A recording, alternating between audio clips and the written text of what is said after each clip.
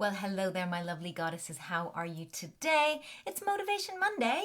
It's talking all about helping you to find trusted sources about body shape change. We're going to talk all about training, strength training. We're going to talk all about helping you to get the body shape that you're proud of. And as people are joining in live, today's topic we're talking about specifically is how strength training is life-saving over 40. Okay, it's really important for you to understand this.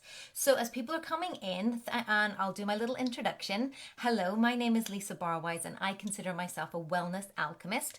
That means that I'm the kick-ass catalyst in the transformation of women around the world, being strong of mind, body, and character. I'm the creator of Warrior Goddess Kettlebell Training and the Warrior Goddess Body Shape Change programs, and also the host of the Goddess Got Goals podcast. If you haven't already checked out our Goddess Got Goals podcast, you need to do it. Content every single week. So yeah, I wanted to talk about this particular topic. Now, we were chatting about this in our superhero masterclass yesterday, and it's interesting because these are the sorts of questions I get on a regular basis, right? These are the questions that I get on a regular basis, whether people emailing them to me, whether they were responses to when we asked about what were people's biggest challenges. And the question that I get mostly is about injury. I have X, Y, and Z. Can I still do kettlebell training? I know that strength training is a good idea, but X, Y, and Z, right? There's always a, but I have this X, I have all of these things. So I want to talk a little bit about that as best we can. So as people are on board, do say hi. I can see Bobby's on board. Good morning, Bobby. I'd love to know who else and where else you're coming from in the world. Happily to give you a shout out. So I want to talk about this concept of strength training in relation to I've got an injury, right? And then I'm going to talk to you about how it's actually life-saving. And we're going to give you some of the research and some of the stats as well, because I know you like those sorts of things.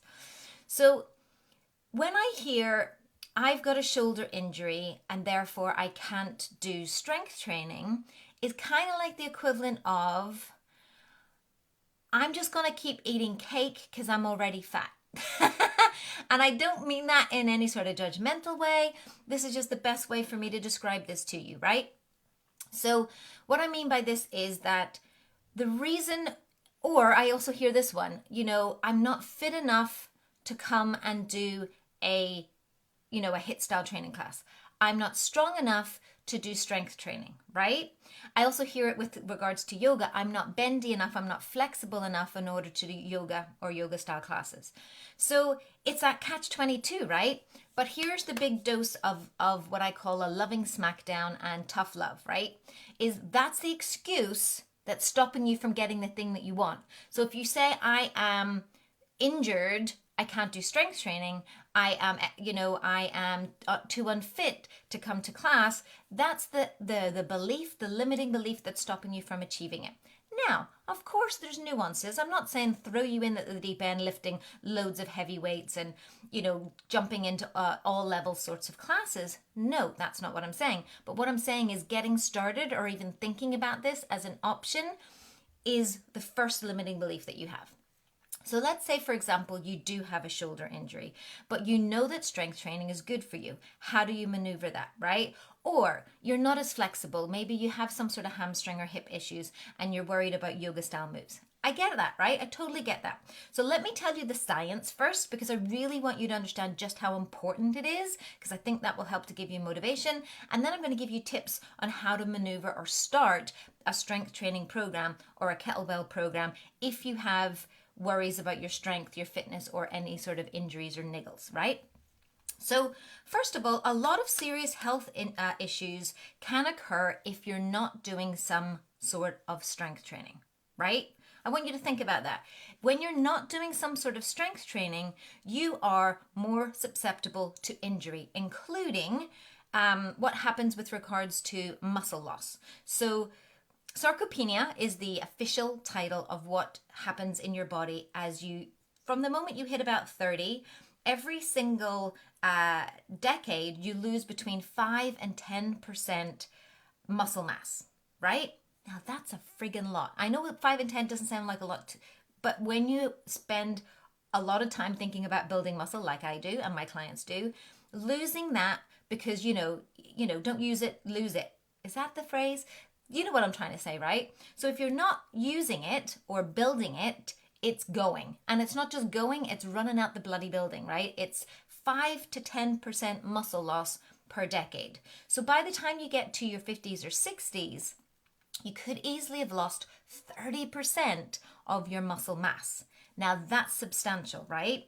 So yeah, that's a lot. So if you think about muscle loss, right? Yes, absolutely. 100% going to help you with this. A loss in muscle mass is related to metabolic issue. I've got notes here, so I'm just making sure I'm getting them right. Is related to metabolic problems such as insulin resistance, type 2 diabetes, and obesity, right? So as you start to lose the muscle, obviously your body composition changes. You tend to have more fat rather than muscle. Because if you think about what your body's made of, other than bones and some of the tendons and stuff like that in your organs and water, blah, blah, blah, you've got fat and muscle, right? Those are the two main components, right? So if your muscle is declining, it's more likely that your fat is increasing. And that is why as we age, we tend to get have a higher fat to muscle ratio unless we're working on things, right? So the reason why the insulin resistance one is really important is because insulin is one of the hormones, and it's a hormone, that is responsible for either fat storing or fat burning. Now, when that goes all over the place, which can happen if you're, type 1 or type 2 diabetic, or if you're starting to build up insulin resistance, it can also happen in relation to how you consume and when you consume your carbs, also based on how much muscle you have, very important. This is why it leads to these conditions, right? Now, it could also increase the risk of falling. I mean, how many of you know an aunt, a grandmother, a mother maybe, an elderly female in your life that has fallen and broken a hip? When we see that happen, what happens to their standard of life, right? It's quite substantial. They're maybe wheelchair bound, they can't move around a lot. It really can mess with their mindset, and before you know it, they deteriorate very quickly. So breaking a hip is a very, very big, or falling in any sort of a way is a very big thing. So I want you to really think about that too, right? But here's the juicy bit that I want you to hear. Older adults who strength train, and older adults 40 plus, who strength train at least twice a week had 46% lower odds of death for any reason. Right? Do you hear that?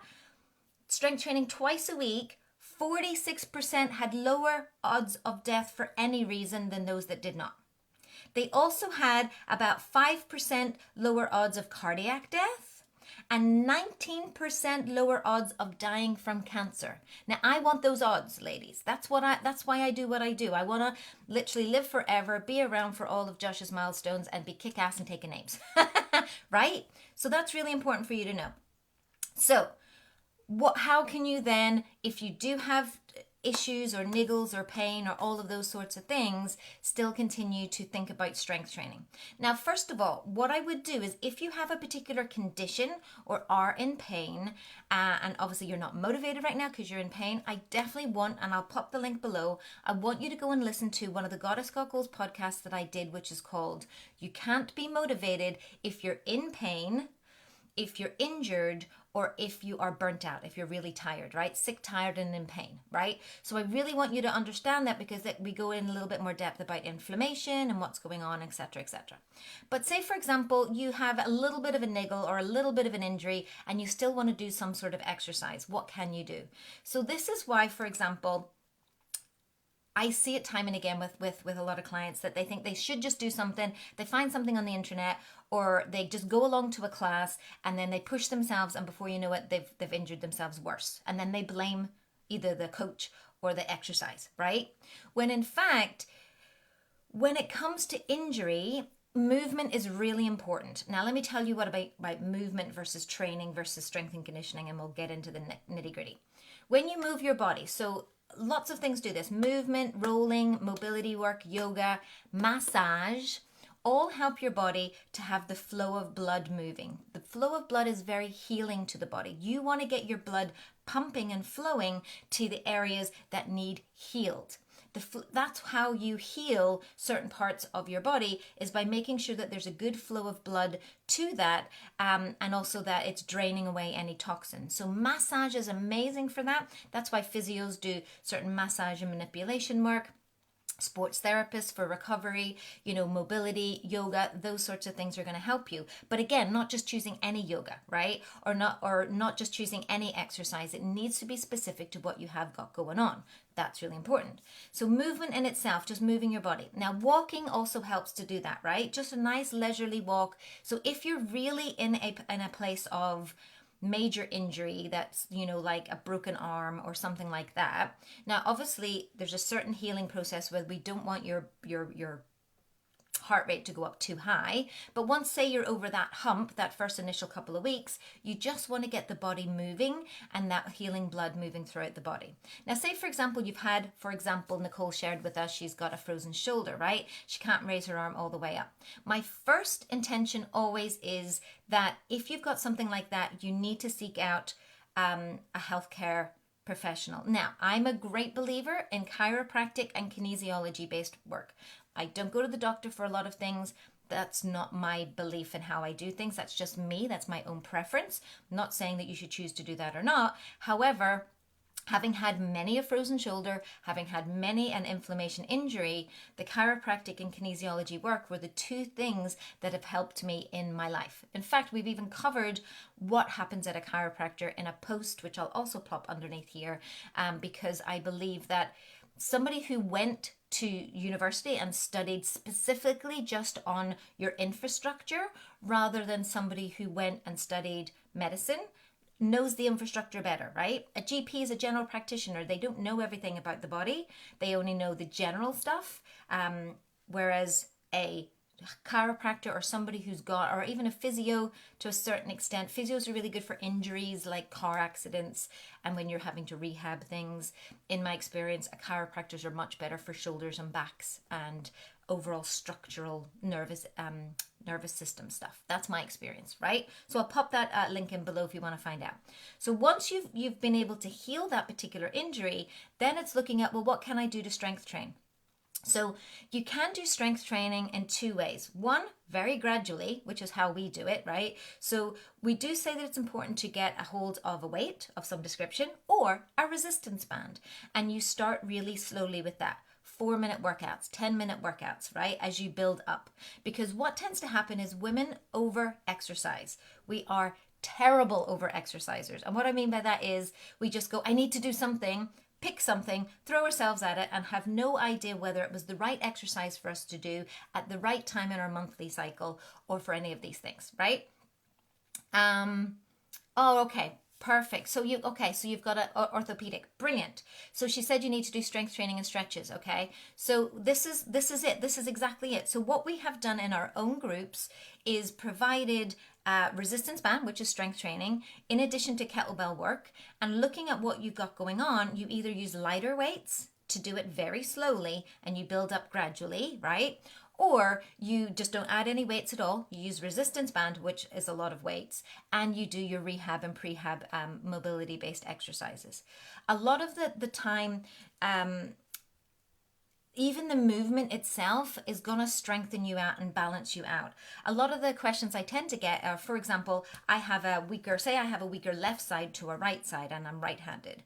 People then think that they should still train and do as many reps on the right side or lift a heavier weight on the right side and not on the left. No, we always say train to your less weak or your second good side, as I like to call it, so that you are not growing off balance and that you're building that up. So if you have had an injury and you have recovered from it, okay, so I had a client, for example, who was in a motorcycle accident a couple of years ago, still had a very, tight rotator cuff, but as she continued to train through it, and this is the balance, right? You need to learn to listen to your bodies, ladies.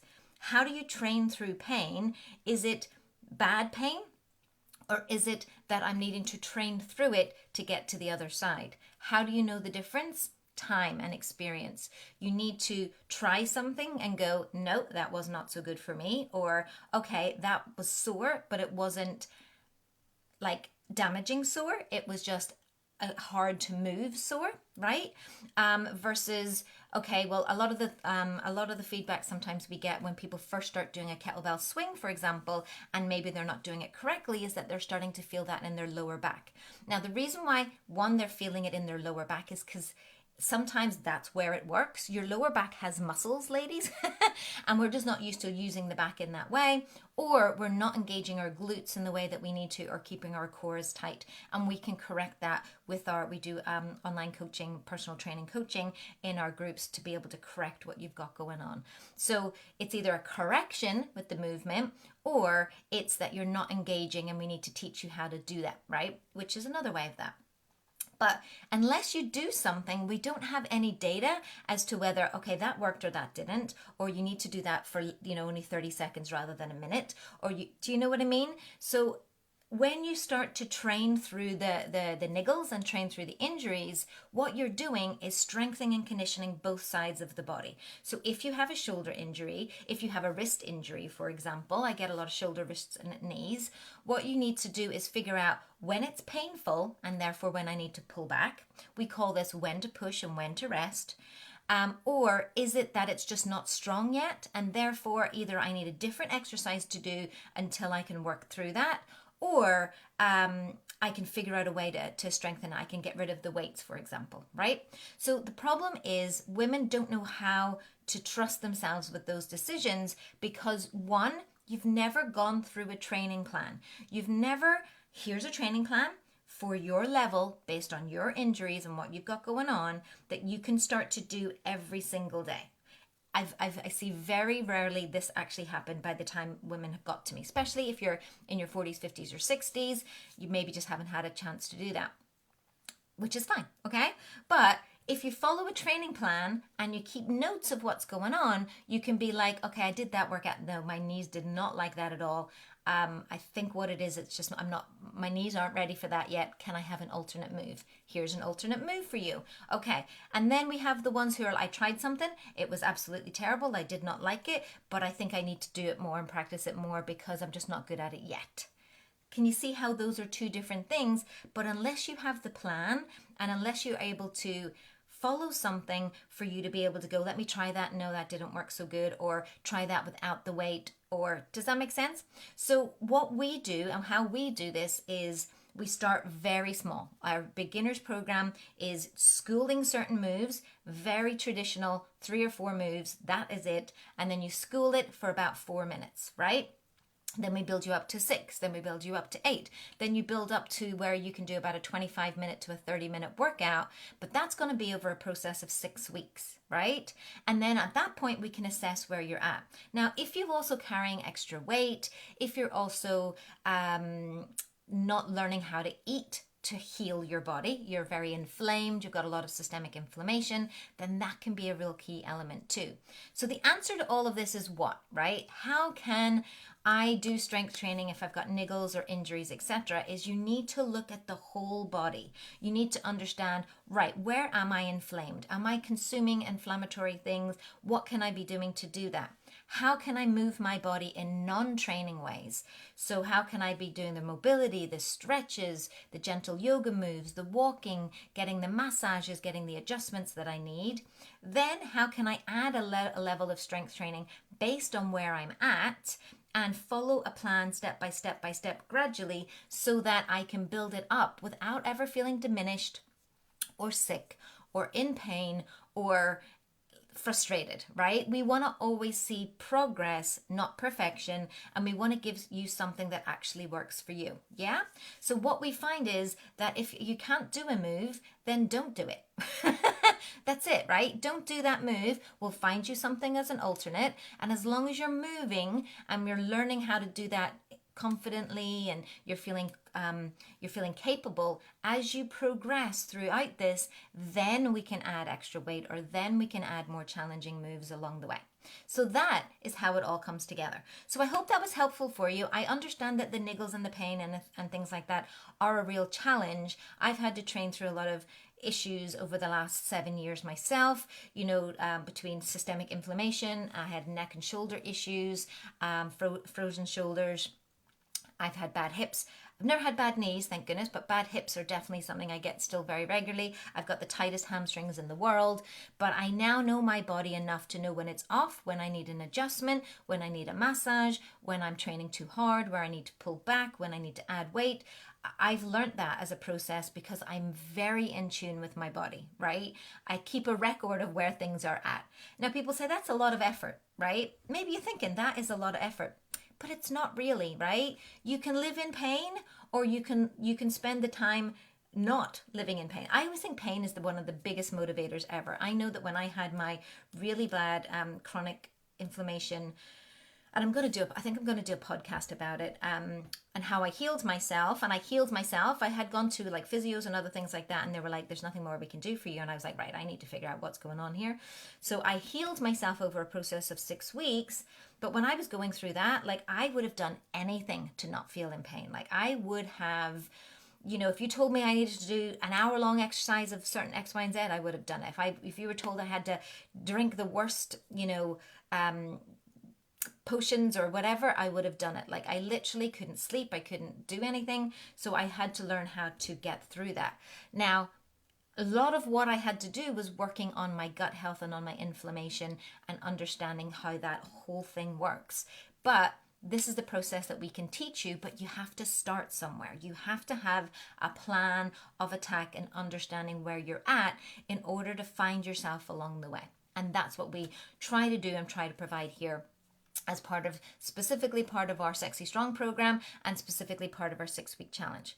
Now, if you want to find out more about how we do all of that in terms of developing the strength, belief, and body of a superhero, we've still got 4 amazing brand new live masterclasses happening over the next 2 weeks. The next one's tomorrow evening at 7 p.m. GMT. There's still a few spaces available. You can come and find out more at warriorgoddesskettlebelltraining.com/superhero. Would love to see you on the inside.